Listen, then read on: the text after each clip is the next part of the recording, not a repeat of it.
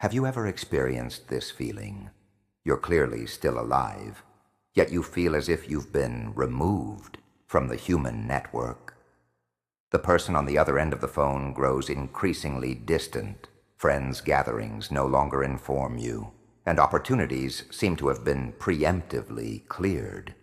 Your efforts are no longer seen, your voice no longer echoed, and your presence is no longer captured by the world.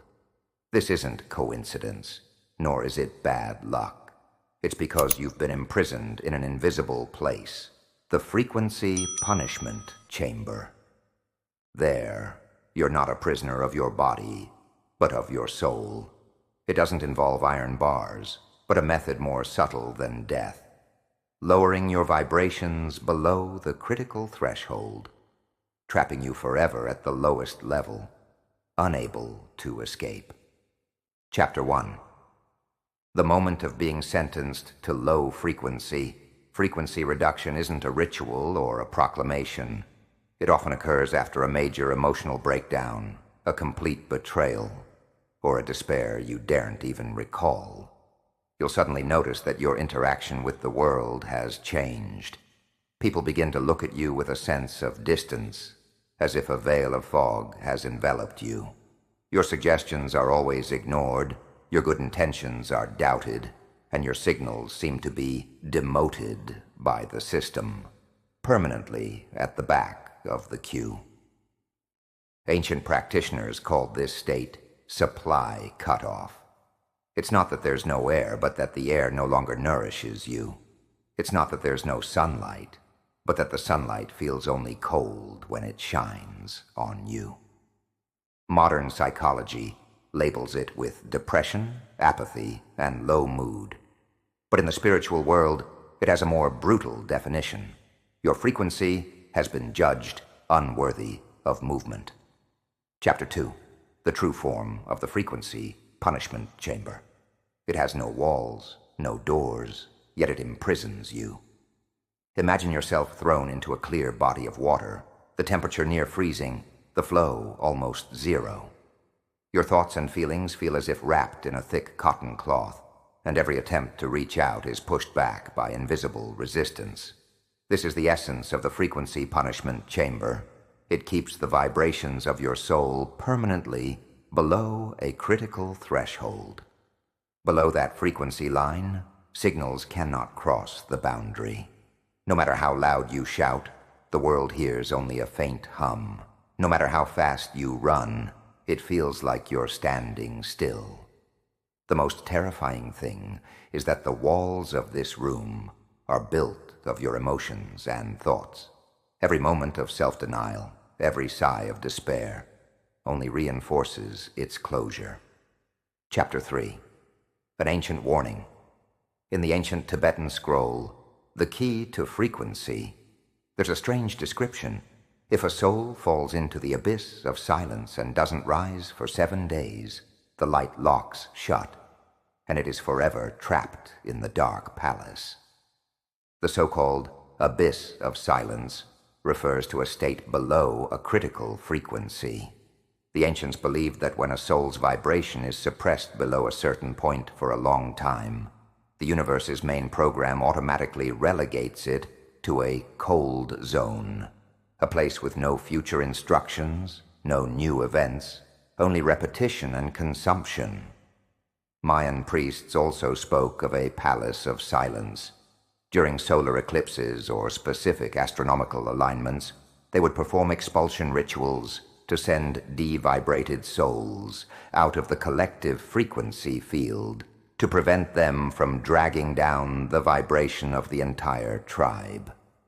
In ancient times, this expulsion meant social death. In modern times, it means the death of information and opportunity. Chapter 4. Cruel scientific confirmation. In 2017, a Finnish brainwave laboratory conducted a secret study. They continuously monitored participants' brainwaves, heart rate variability, and galvanic skin response after they experienced extreme emotional events.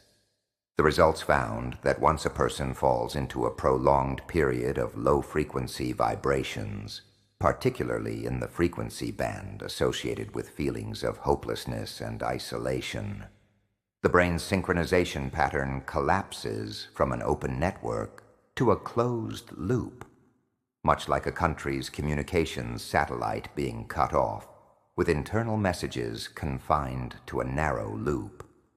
This not only weakens the flexibility of thinking and emotions, but also weakens the ability to absorb external information. In other words, when you are trapped in a frequency punishment chamber, the world you see is no longer a complete picture of reality, but rather an echo of a closed room. Chapter 5. Frequency. Critical line. Many people believe that as long as their mood improves, they can return to a high-frequency state. This is wrong. Frequency is a physical property, not a mood label. In energy field theory, the frequency critical line is like sea level. Above it, your signal can propagate to the larger network and be re-entered by the system. Below it, your signal can only overflow locally and quickly dissipate. Once you're degraded below the critical frequency, you lose two abilities. 1. Resonance. You can't establish stable connections with higher frequency events and people. 2. Scalability. You can't invest your current energy into future nodes. This is why those whose frequency is degraded always just miss out on good things and are forever stuck in repetitive patterns. Chapter 6c. Daily experiences in the punishment chamber. In the frequency punishment chamber, time is viscous. Waking up in the morning, you feel the weight of yesterday's fatigue still weighing on you. Your diligent plans are constantly interrupted. Your attempts at socializing feel like you're speaking through thick glass. The most obvious symptom is the sense of delay. Your words take several seconds to respond. Your requests for help feel like they've been dropped into the depths of the ocean, with only sporadic echoes a long time later. This is because the speed of your signal propagation has been compressed. Physically, information transmission is almost instantaneous, but energetically, your vibrations play out in slow motion, unable to instantly connect with the flow of external events. Chapter 7. Ancient prison escape methods, while brutal, are not inescapable. 3 methods have been documented in ancient times. 1. Breaking the domain, vibrating through extreme sensory or mental stimulation to instantly raise frequency and break through the critical threshold. 2. Borrowing frequency, deeply synchronizing with a high-frequency individual, allowing their vibration to propel you through the frequency barrier. 3.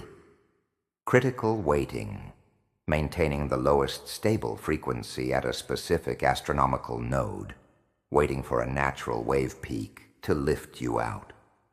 These methods are fraught with danger. Breaking the domain can damage the nervous system. Borrowing frequency can easily lead to dependency and even backfiring, and waiting requires immense patience and awareness. But they all share one key point. To escape, you must first realize that you are currently inside. Chapter 8. The Modern False Exit Trap. Modern society offers numerous methods that appear to raise frequency: motivational speeches, positive short videos, quick meditation sessions. These methods, like energy coffee, can provide a brief high, but fail to alter your base frequency. Even more terrifying, some false exits can actually reinforce the punishment chamber. They create a constant contrast, leaving you feeling a deeper sense of despair after a brief high. It was like a prisoner being allowed out on the balcony for a minute to breathe fresh air, then being pushed back into the gloom of his cell, where light became a new torture. Chapter 9. True frequency recovery requires exiting the frequency punishment chamber. The key isn't seeking excitement, but rather restoring vibrational stability. The method is rather uninteresting. Regular breathing, authentic emotional expression, stable body rhythms, and long-term, small, positive actions. It's like repairing an engine that's been underpowered for too long. It's not about revving it up, but rather gradually returning it to normal speed. During this process, you must block out external frequency deprivation, the environments and people that constantly inflict shame, anxiety, comparison, and powerlessness are all extensions of the punishment chamber. Chapter 10. Why the system does this. There's a cruel saying in spiritual systems. The purpose of system frequency reduction isn't punishment, but to isolate the source of instability.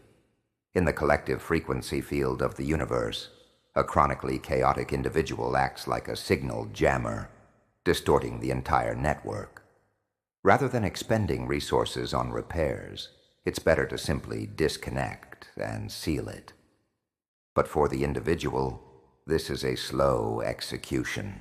You're left in a space that won't kill you immediately, but will slowly wear away your will until you give up.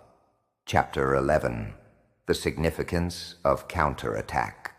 Exiting the frequency punishment chamber isn't just for yourself. Every successful frequency recovery negatively impacts the system's stability, proving that frequency reduction isn't permanent and that the system's blind spots can be exploited. Those who escape often become frequency engines, driving others like them out of the low frequency. This is what the system truly fears. The punishment chamber is no longer a destination, but a hotbed of resistance. Conclusion: choice. If you're currently in the frequency punishment chamber, remember this isn't your destiny, but a state.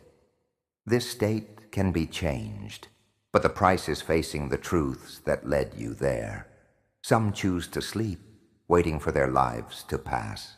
Some choose to test the boundaries, repeatedly hitting that invisible wall. And some, in the moment of greatest despair, learn to reignite their own vibrations in the silent darkness.